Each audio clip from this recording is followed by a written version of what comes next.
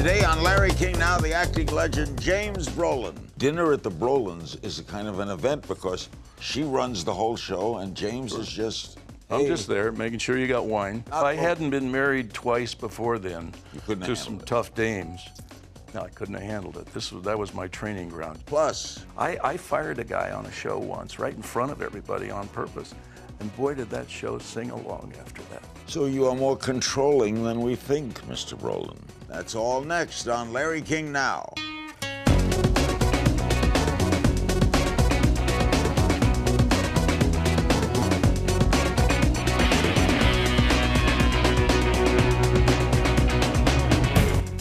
Welcome to Larry King Now. Our special guest, James Brolin, the Emmy and two-time Golden Globe winner.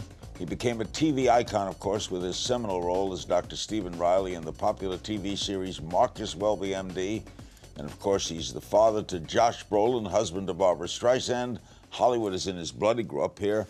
He's back on TV with Hallmark Movie Channel's first ever original holiday movie, Christmas with Tucker. I thought the Hallmark Channel would have holiday movies every year. They do. They have all the old favorites, all the great ones, but they've never shot their own to lead them off yet. So how did this come? Tell me about Christmas with Tucker. I got a call right out of the blue. Would I be interested in doing this film about, you know, I used to cry in Lassie when I was a young, so I don't know what it was about that, but I immediately reacted because here it's about the dog and the grandpa and the kid. I'm a Kansas farmer, and winter's coming on, and the next door neighbor is arrested for drunk driving, and we have to keep his dog, which I do not like. You grew up here, huh? I did. Yeah. Did you always want to be in the business? No. As a matter of fact, in high school, I couldn't even really, in junior high school, I couldn't give my first book report. I sat down in the middle of it shaking. Then a year later, I tried it again and was very unsuccessful. So I had a dark room and was making pinhole cameras when I was 10 years old. And at 15, I bought my first film camera. I decided I want to be a cinematographer and a director because there were some film people around me, but I certainly didn't want to be in front of a camera. So how did that happen? I was 18 years old and I was walking somewhere in maybe Westwood or something, and somebody stopped me and said, "Hey, would you be interested in being in a commercial?" And I said, "You mean like I wouldn't have to talk, would I?" And they said, "No, as a matter of fact, cowboy hat, cowboy shirt, drive a Dodge truck." It was BBD&O, you know, one of the biggest companies in the U.S. So I went away to Tahiti for a year. I traveled for a year. I came back. I was parking cars on La Cienega when this agent called me up, knew I was back in town, said, "We want to send you over to Fox. They're interested in hiring some young contract people." And from then on, it was like I was thinking, boy, once I get in there, then I can change. I can become a cinematographer, you know. Wow. It was Welby your first big thing, right? It wasn't until 1968 that I said, "Listen, I'm not in the movies. I've been trained now. I was well trained by then during those years. And basically I want out unless you're going to use me for something." And so they let me go. And 3 weeks later, I was signed to Universal. And immediately the following week, I tested for Welby. And 6 weeks after the pilot aired, which I won the Emmy for the pilot, we were number one series. We'll get back to a lot of things. Sorry to talk so much. No, hey, I love you. I've been at your house. Of course you have. What's life like with Barbra? You know what I love about the way you handle it? Now, Barbra is not exactly low-key. Could we admit that? Absolutely. If I hadn't been married twice before then to some tough dames, no, I couldn't have handled it. That was my training ground, just like Fox was my training ground to finally get in front of a camera, you know. So what's the secret to handle? Because Barbra is a fantastic woman and fantastic, unbelievable woman. And focused like I am the laziest person you ever met. She is so focused and has to finish every job that day. Correct. But how were you able? You are definitely opposites. Uh-huh.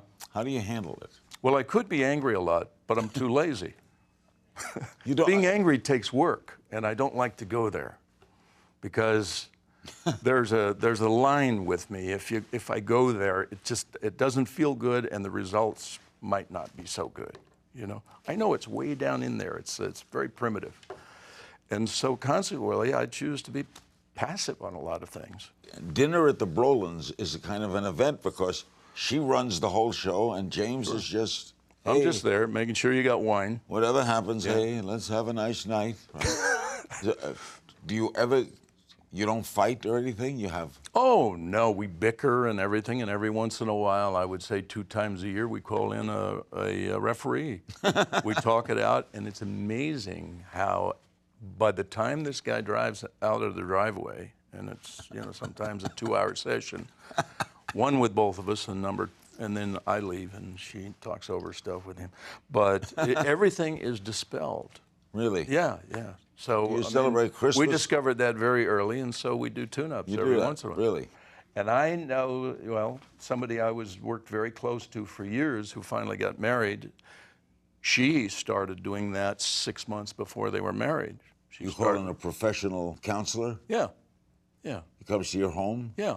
He's a specific one that, I mean, we could have called somebody else that didn't give us any results. This guy's really great.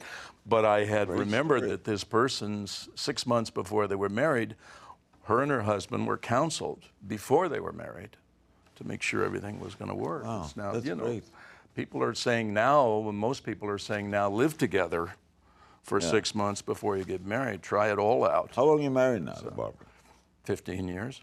Hanukkah or Christmas? What do you celebrate? Both, actually. You know, we sort of reckon anything that moves, we'll do.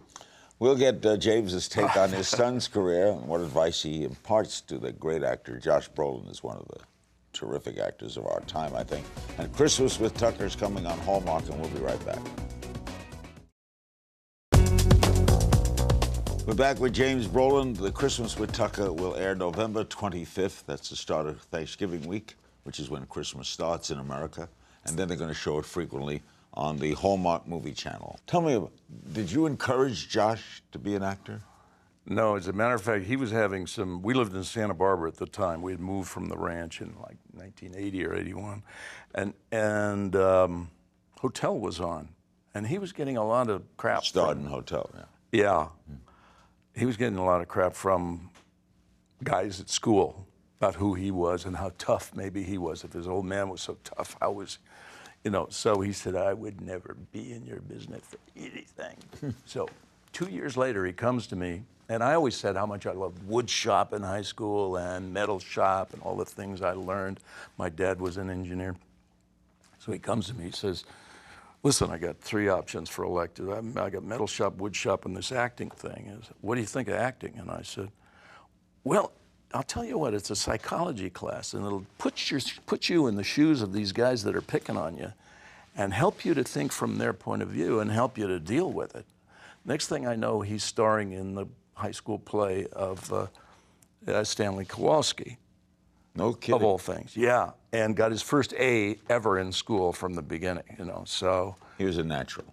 Yeah, I guess so. Anyway, he was hooked. Are you surprised as you watch his career develop at how good an actor he is? No, I mean, you know, he's been at it 25 years. I have to answer that by saying the progression.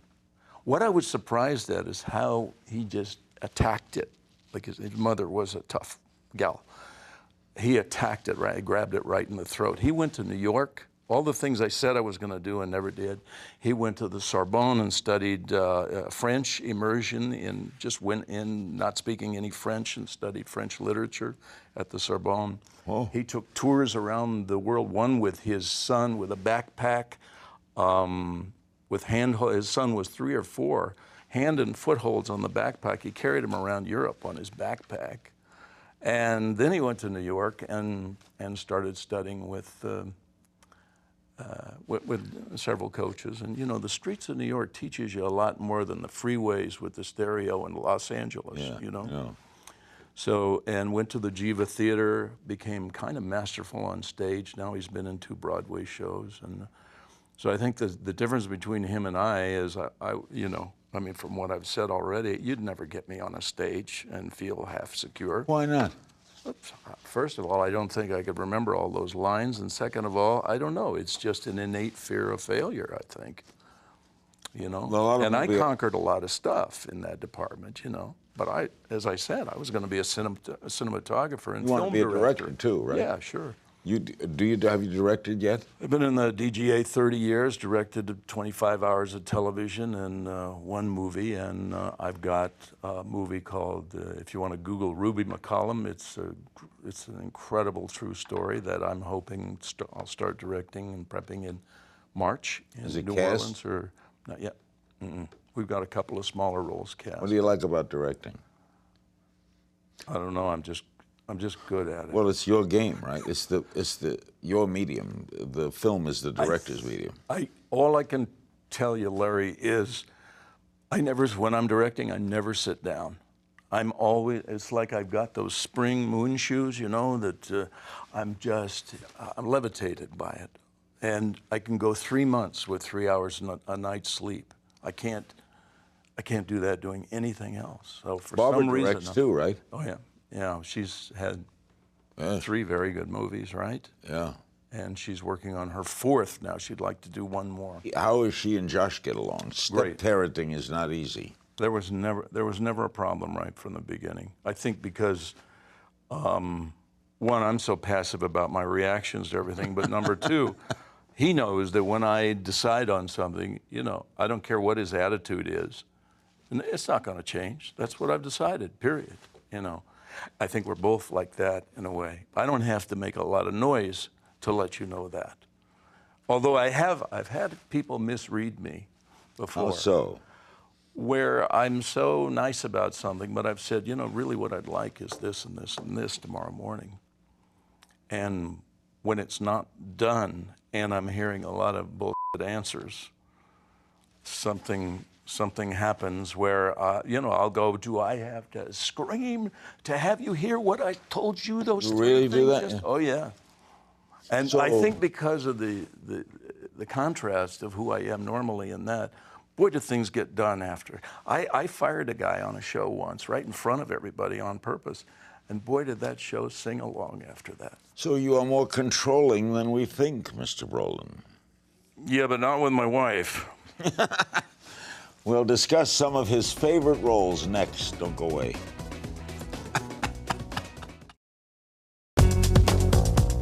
We're back with James Brolin. You'll see him first showing November 25th on the Hallmark Movie Channel in Christmas with Tucker.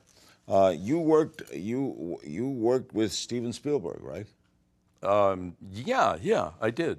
Yeah, and as a matter of fact, after he directed one of the Welbys, and was He did? Yes, he did. Yeah, Oh. yeah. I think it was about the.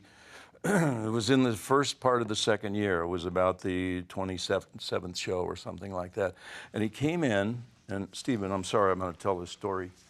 Go ahead. But he didn't really know how to. He was obviously very talented, and they gave him carte blanche. But he had ordered cranes for a couple of. You could have a crane maybe for a half a day or maybe a day, but he loved the crane shots, and he would keep his eye in the camera all the time, and he'd go, cut. I mean, action. You know, he was like a kid out of place in a way.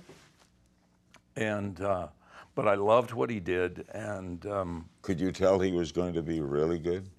well, you know, we got a guy in every week. I think I could tell, you know, we got a lot of good old timers in there, and they knew exactly what to do. And to see him kind of stumbling, I didn't quite know what to think of it, except I wish I was him doing that. I actually, one of the regrets I have is that I didn't walk into the studio and take an empty office myself and get my way in. You know, who knows? We've done what would some have digging into your career. We're going to shoot out some names. You tell me what comes to mind. What did you have to do with Batman, the television series? That was one of those things that, you know, once I went on that 6.5 years at Fox, that was just one of the things. Okay, Friday you're assigned. I played a boxer in one, and I played, I think, Brink's guard in another. Gable and Adam Lombard. West. I loved Gable and Lombard. You were a great Clark I Gable. loved doing it. And was a I terrific- was so reluctant to do it. And it was Sidney Furie that talked me into it. The studio at Universal, it was a big film It was going to be a big film for them, but it was Sidney Fury's development. And they wanted Steve McQueen and Ally McGraw to play those two. And he said, oh, absolutely not. I'm walking to another studio with this project. You have a kid under contract named James Brolin who is going to play Gable. And they went, oh, you know, wow. And the next thing I knew... You look like Gable. Yeah? Of course. Oh. So he came to me and said, I want you to do this. I said, I just don't think I could pull this off. This is a career killer for me, you know? And he put me in a screening room and started showing me films every day. And it was about the fourth day he walked in and said, well, so what's going on? And I said, I just had an interesting twinge inside, an interesting actor's thing that happened. And he said, okay, let's go. Keep watching films, and we're going to start shooting such and such. And, it's a great movie. And I had the best time I've ever had in front of a camera on that. It's a great movie. You work with a lady I interviewed who loved her, Betty Davis, right, in Hotel? First episode. She was a hoot. She was a hoot. I think one of the first things she said is, get that little pretty girl, was what we were thinking, oh, that's a good-looking little girl. Get her off the set. I don't want her in the same scene with me, you know. Yeah. Yeah, so that's what that week was like. I asked her, what was it like to work with Faye Dunaway? And she said, I prefer professionals. Oh, God. How did you like playing Ronald Reagan? Well, I went through the same thing I went through with Gable. I had these guys say, you know, we want you to play Ronald Reagan. I went, that is, now I'm much older at that point. I said, that again is the stupidest thing I've ever heard. That's the worst casting. Who did you go to that has turned you down for the last month and now you're at the bottom of the barrel? And so I wouldn't even read it. And Craig Zadan and Neil Marin forced me literally to read the first half hour of this. And I went, boy, this guy's a real character. I got so enthused reading the first half hour of that show. And there wasn't anything negative about him. I think Reagan always meant well in all of his choices. Yeah. I think he was a good man. But some of his choices just weren't maybe educated enough, you know. You're in a David O. Russell film, Nailed? That film went bankrupt in the middle of shooting.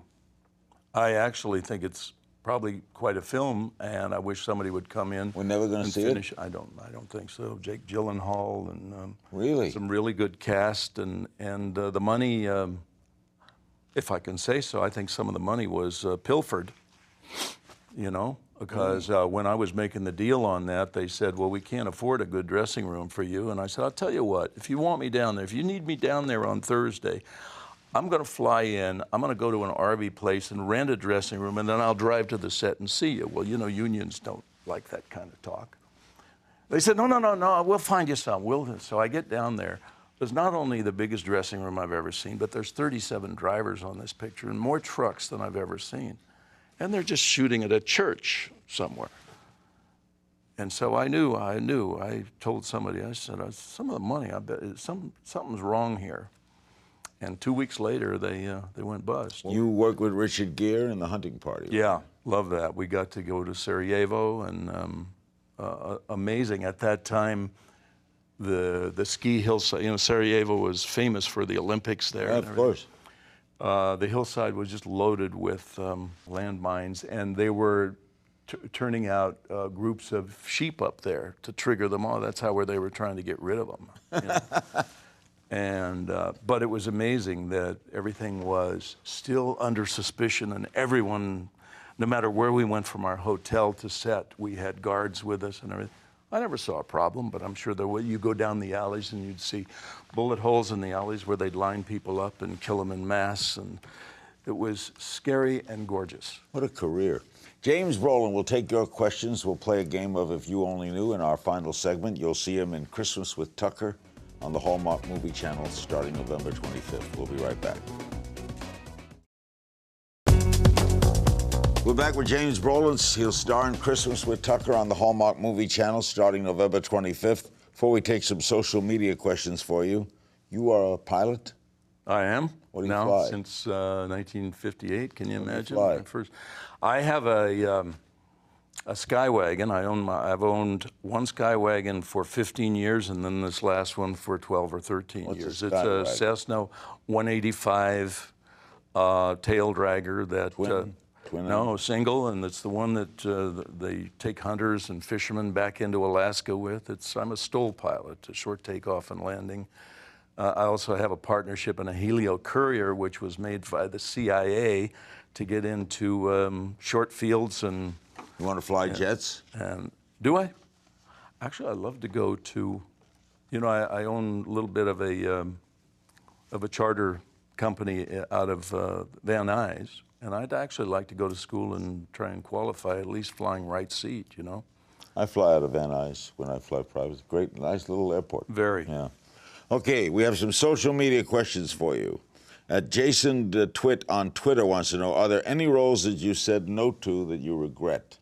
Well, this is a dichotomy because after Amityville was a huge hit, right? And nobody knew what to do with me because I was such a nutcase in the film. And so I sat quiet, and I should have sat a bit longer, but I got offered The Hand, which was Oliver Stone's. He was a very valid writer, of course, at that point, but not a director, and it was his first directing job. And I read this thing, and I thought, what a junker, this ain't gonna turn out at all. Then I hear that Michael Caine took it instead, and I kind of went, Michael Caine, well, wait a minute, ask me again, But then I saw it later, and it was everything I thought it was. It didn't work out well. Didn't work. Jessica Limperson on Instagram, is there a downside to becoming an actor? You mean like rag papers or? Any you regret about it? No, I actually enjoy them. When my wife and I were remodeling and building, I asked her if I could do a bathroom in all this bad news. She let you? I have no, she didn't let me. She's artistic, Oh, right? my God. So I have a box of things dating back from 1970 of bad news of everything I've done wrong in my life. And I wanted to walk into this bathroom and just have it like a comic book, because I find it really fun and really fun. Last night we walked into Vaughn's Market coming from somewhere at midnight to get some coffee ice cream. And we walked in hand. The guy says, oh man, it's so good seeing you guys holding hands. Look at this paper right over here.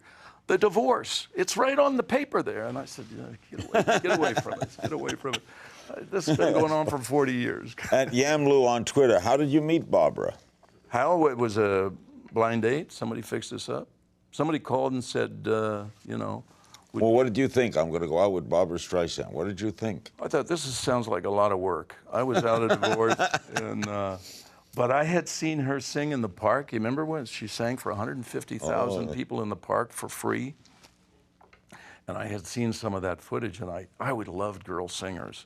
But I said, yeah, she's an okay singer, but I love what she says between songs. This is a real special person. Yeah, she is. She's a great one. And so that had a lot to do with me saying, yeah, okay, I'll meet with her. Did it click right away? Yeah. Somebody had this party on a porch over the Bel Air golf course on a beautiful July 1st night. Gorgeous. The setting was perfect. And there were 3 tables of 10 of people that we all kind of knew. And I didn't know her, and she didn't know me. And somebody just talked me into cutting off all of my tinted hair, which I'd had all through hotel. It was this color underneath. So anyway, I had this white hair with this copper tip about this long, because I didn't want it too short. So I had this stupid little bit of color on there. And she sat down finally next to me. She was kind of reluctant to get near me, and she sat down next to me and said, who blanked up your hair? And I went, we got 30 liars in this room, 30 Hollywood liars in this room, one person telling the truth. I'm in love. We were together from then on through that night. Yeah, and I had to go to do a picture in the Philippines for 2 weeks, and we were on the phone. I spent every nickel that I made on that movie on the phone. She always says, I got to go. I got this to do. We would spend 3 to 6 hours on the phone, like a couple of teenagers. Wow. I spent $5 a minute. At Nutmeg79 on Instagram, who wears the pants in the marriage? Pants? Yeah. She knows not to cross my line. Is that an answer, or? Would you ever do a film with her? Would I? Yeah. We actually read a couple of scripts together. We haven't found anything that really nails it so far, but I would love to. At Cone Is on Twitter, would you consider a role in the discussed remake of Westworld, the 1973 Michael Crichton film which starred Yul Brynner? Well, I just read that J.J. Abrams is trying to mount it as a series. Would you do it? And I suggested I play the Yul Brynner role. Yeah. Would you do it? And I don't know if I'm nasty or weird enough to play the Yul Brynner role, but I would do it. I would do it. I love that movie. Yeah, and the thing I would worry about is, as we worry about with all series, is once you do the first show, is the next show going to be just a repeat of the first one? That's what worries me about series and what I have. I love movies. You get a plane ticket, you're going somewhere you've never been before, you're working with people you never saw, you don't know how it's going to work out, and it does. We have one quick, if you only knew question. You remember the first girl you ever kissed? I think she was 4 years old, and we were riding bicycles down my little street in Beloit in Westwood Village. And yeah, I think we sort of did a little experimenting. What was her name? I can't remember. Thanks, James. You're the best. James Brolin, I love him. Christmas with Tucker, November 25th on the Hallmark Movie Channel, and they'll be repeating it frequently right through December. And remember, you can find me on Twitter at King's Things. I'll see you next time.